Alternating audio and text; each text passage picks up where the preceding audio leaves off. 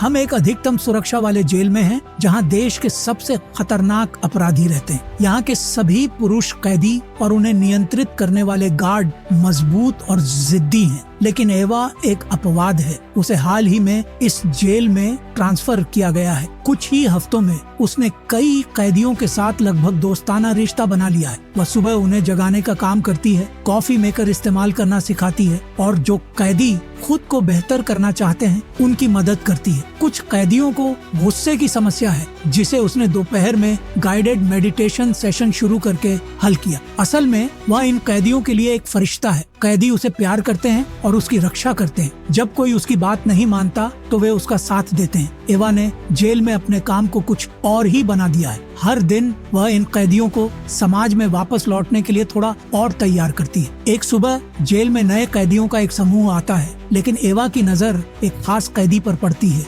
उसका नाम है एम। किसी कारण से वह एवा का सारा ध्यान खींच लेता है। अगले कुछ घंटों में जैसे ही वह इंस्पेक्शन से गुजरता है, एवा डेटाबेस में उसका नाम चेक करती है। वह उसकी तलाशी की रिकॉर्डिंग को भी गौर से देखती है ताकि उसके टैटूज के बारे में जानकारी जुटा सके। लंच के समय एवा का दोस्ताना व्यवहार गायब हो जाता है। उसके साथी गार्ड्स को लगता है कि कुछ गड़बड़ है। एक गार्ड उसे वीकेंड के लिए छुट्टी लेने की सलाह देता है, लेकिन वह मना कर देती है और डबल शिफ्ट की मांग करती है। बाद में जब एम को अधिकतम सुरक्षा वाले विंग में ट्रांसफर किया जाता है, जहां सभी कैदी क्रूर हत्यारे हैं, एवा उसका पीछा करती है, लेकिन एक बिंदु पर उसका अधिकार खत्म हो जाता है। अगली सुबह एवा वार्डन ओलाफ से मिलने जाती है और अधिकतम सुरक्षा ब्लॉक में ट्रांसफर की मांग करती है। वह कहती है कि वह ज्यादा जिम्मेदारी के लिए तैयार है। ओलाफ सहमत हो जाता है। एवा कई सालों में सबसे बेहतरीन गार्ड्स में से एक रही है। वह दयालु है, लेकिन उसका गुस्सा भी तेज है। उसी दिन वह उस सेक्शन के गार्ड्स के लीडर रामी से मिलती है। रामी उसे पहली बात सिखाता है कि अपनी बालियां उतार दे, क्योंकि ये कैदी मौका मिलते ही इन्हें छीन सकते हैं। अपनी पहली शिफ्ट में एवा सभी को नाश्ता परोसती है, जिसमें एम भी शामिल है। उसकी गहरी नजरें एवा को घबरा देती हैं। दोपहर में वह कुछ कैदियों को सिगरेट बांटती है और फिर एम पर नजर रखती है। हमें नहीं पता कि उसे एम में ऐसा क्या आकर्षित करता है, लेकिन उसकी नजरों से साफ है कि यह कोई शारीरिक आकर्षण नहीं है। रात होने पर जब बाकी सब चले जाते हैं, एवा एम के सेल के पास जाती है, लेकिन रामी उसे पकड़ लेता है और अपने ऑफिस में ले जाकर डांटता है कि वह उस इलाके में अकेली क्यों थी। एवा कहती है कि उसे कोई अजीब आवाज सुनाई दी थी और वह सिर्फ चेक करने गई थी, लेकिन रामी को इससे कोई मतलब नहीं। वह बताता है कि जिस सेल को वह चेक कर रही थी वह मिक पुष्किन का है, जो अब तक का सबसे खतरनाक अपराधी है। उसे यहाँ इसलिए ट्रांसफर किया गया क्योंकि उसने अपने पिछले साथी का गला काट दिया। अगर रामी ने उसे नहीं रोका होता तो मिक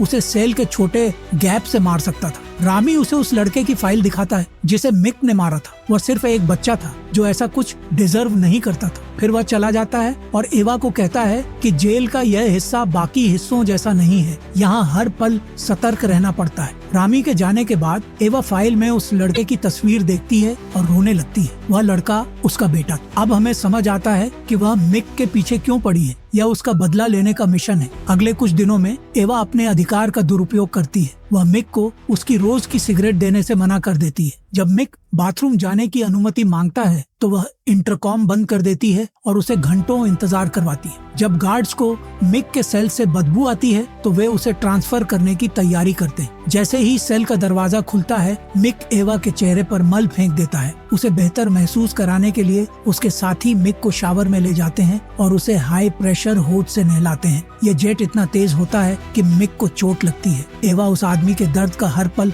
मजा लेती है जिसने उसके बेटे को मारा। कुछ दिन बाद एवा विजिटेशन कैलेंडर चेक करती है और पता चलता है कि मिक की माँ 2 दिन बाद आएगी। वह मल वाले हादसे का इस्तेमाल करके रामी से मिक के विजिटेशन प्रिविलेज रद्द करने की कोशिश करती है, लेकिन रामी कहता है कि मिक को पहले ही सजा दी जा चुकी है। विजिट्स बहुत जरूरी हैं क्योंकि ये हिंसक कैदियों को शांत रखते हैं, इसलिए वह एवा की रिक्वेस्ट ठुकरा देता है। उस दोपहर एवा को कैमरों की निगरानी के लिए भेजा जाता है, लेकिन उसकी नजरें सिर्फ मिक पर टिकी रहती हैं। वह मिक की तलाशी का ऑर्डर देती है। हालांकि उसके साथी को कुछ नहीं मिलता, एवा डिफेंसिव हो जाती है और दावा करती है कि उसने कैमरों में कुछ देखा था। वह अपने साथी को जाने के लिए कहती है और खुद मिक की कैविटी सर्च करने लगती है। मिक कहता है कि यह काम पुरुष ऑफिसर को करना चाहिए, लेकिन एवा उसे याद दिलाती है कि उसने क्या किया था। वह चेतावनी देती है कि अगर उसने सहयोग नहीं किया तो वह उसकी माँ की विजिट रद्द कर देगी। पहली बार मिक के चेहरे का भाव बदलता है। वह अब क्रूर हत्यारे की जगह डरा हुआ नौजवान नजर आता है। वह मुड़ता है और एवा को अपने लंबे नाखूनों से उसकी पूरी कैली कैविटी सर्च करने देता है। आप समझ गए होंगे कि मेरा मतलब क्या है। मिक की माँ हेलेन की विजिट के दौरान एवा उनकी बातचीत को गौर से सुनती है ताकि कुछ ऐसा मिले जिसे वह मिक के खिलाफ इस्तेमाल कर सके। हेलेन अपने बेटे के लिए कुछ मिठाइयाँ और उसका पसंदीदा सीरियल का बॉक्स लाई है। एवा को इसमें एक मौका दिखता है। अगली सुबह नए कैदियों के आने के 1 महीने पूरे होते हैं। अब सेल्स में हथियार या ड्रग्स की तलाशी का समय है। उस रात जब गार्ड्स कैमरों में व्यस्त होते हैं, एवा चुपके से एविडेंस लॉकर में जाती है, एक चाकू और कुछ गोलियां चुराती है और उन्हें मिक के सेल में प्लांट कर देती है। लंच के बाद जब कैदी अपने सेल्स में लौटते हैं, रामी और उसकी टीम तलाशी शुरू करती है। सबसे पहले मिक का सेल ध्यान खींचता है क्योंकि ट्रेन डॉग ड्रग्स की मौजूदगी का इशारा करता है। रामी और उसके लोग अंदर जाते हैं और एवा द्वारा प्लांट किए गए सामान को ढूंढ लेते हैं। मिक चिल्लाता है कि यह उसका नहीं है और सेल से बाहर निकलने की कोशिश करता है। उसे पेपर स्प्रे से रोक दिया जाता है। मिक को तड़पता और कमजोर देखकर एवा उत्तेजित हो जाती है। वह अपनी बैटन निकालती है और मिक को बार बार मारती है। हालांकि वह रामी की टीम का हिस्सा नहीं है। कैमरे दिखाते हैं कि एवा कॉरिडोर के एक छोर से दूसरे छोर तक दौड़ती हुई मिक को मार रही है। यह बेहद अजीब और आक्रामक व्यवहार है। अगले दिन मिक का वकील और वार्डन एवा से उसके व्यवहार के बारे में सवाल करने आते हैं। मिक की नाक टूटी है और खोपड़ी में फ्रैक्चर है। यह एवा के खिलाफ अत्यधिक बल प्रयोग का केस दर्ज करने और मुकदमा चलाने के लिए काफी है। रामी एवा का पक्ष लेता है और मल वाले हादसे व बादशे का जिक्र करता है। वार्डन वकील को मना लेता है कि वह केस न करे। उस दोपहर एवा मिक को देखने इन्फर्मरी जाती है। बाद में वह उसे सॉलिटरी कॉन्फाइनमेंट में मिलने जाती है। मिक उससे डरता हुआ दिखता है और एवा उसके डर का हर पल मजा लेती है। लेकिन मिक के पास एक तुरुप का इक्का है। वह बताता है कि उसने बाकी कैदियों से बात की और उन्होंने एवा को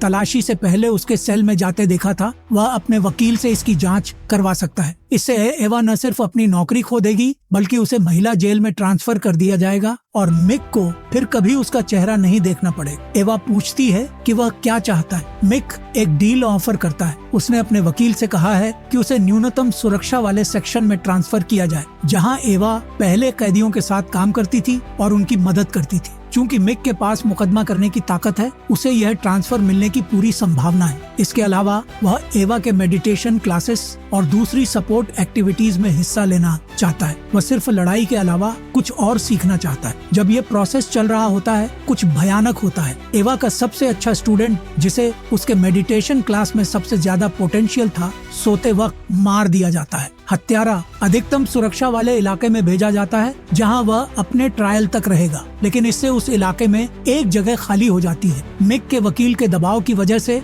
मिक को एवा के साथ रहने का मौका मिल जाता है। इस हादसे से दुखी एवा प्रीस्ट से बात करने जाती है जो उसे कुछ सांत्वना देता है। इस बीच मिक अपनी ताकत का गलत इस्तेमाल करके एवा को हद तक ले जाता है। आखिरकार एवा अपने बदले की खोज से पीछे हटने का फैसला करती है और अपनी पुरानी पोजीशन पर लौटने की रिक्वेस्ट करती है, लेकिन वह डे यूनिट में काम नहीं करना चाहती। उसे कैमरा पोस्ट पसंद आ गई है और वह अब वही रोल चाहती है। बोर्ड एवा को लेकर कंफ्यूज्ड है। उसने हमेशा न्यूनतम सुरक्षा वाले कैदियों के साथ काम किया है जो उसे प्यार और सम्मान करते हैं। उस इलाके में कभी कोई समस्या नहीं हुई। असल में उन्हें एवा की जरूरत है। न्यूनतम सुरक्षा वाले कैदी थोड़े बेचैन हैं और अपनी एक्टिविटीज फिर से शुरू करना चाहते हैं, लेकिन मिक के साथ वक्त बिताने और उसे थेरेपी या मैथ्स की क्लास देने का ख्याल एवा को बीमार कर देता है। वह मिक को एक आखिरी फेवर करने की पेशकश करती है, जिसके बाद वह उसके बारे में सब कुछ भूल जाएगी। एवा मिक के लिए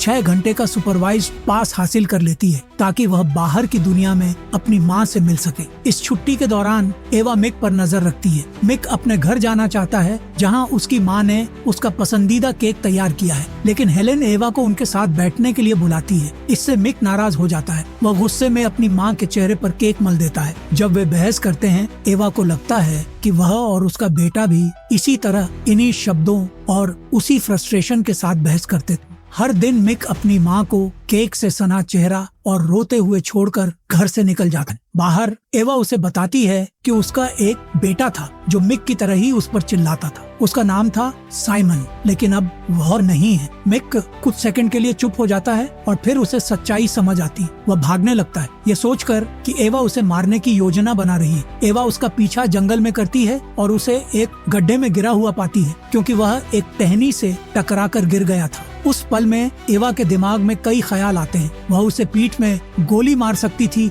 और जिम्मेदारी ले सकती थी, लेकिन इसके बजाय जब मिक भागता है वह उसका सिर जमीन पर दबाती है और उसे मिट्टी से दबाकर मारने की कोशिश करती है। आखिर में मिक ऊपर आसमान की ओर देखता है और पछतावा करता है। उसका साथी आता है और वे मिक को जेल वापस ले जाते हैं, जहां उसने अपने सारे प्रिविलेज खो दिए हैं और अब वह अपनी सजा के दौरान कुछ और नहीं मांग सकता। एवा को रामी से खबर मिलती है कि उसकी कैमरा पोस्ट की रिक्वेस्ट अप्रूव हो गई है। वह चुपचाप हट जाती है। इस बीच हम देखते हैं कि मिक अपने नए सेलमेट से मिलता है। जिल्डा में साइमन की लाश है। अब जब उसे सच्चाई पता चल गई है, वह उसे हर जगह देखता है और इससे तड़पने लगता है। अगर आपको ऐसी इंटरेस्टिंग मूवी रिकैप्स पसंद हैं, तो लाइक, शेयर और सब्सक्राइब करें ताकि आप और मूवी रिकैप्स देख सकें।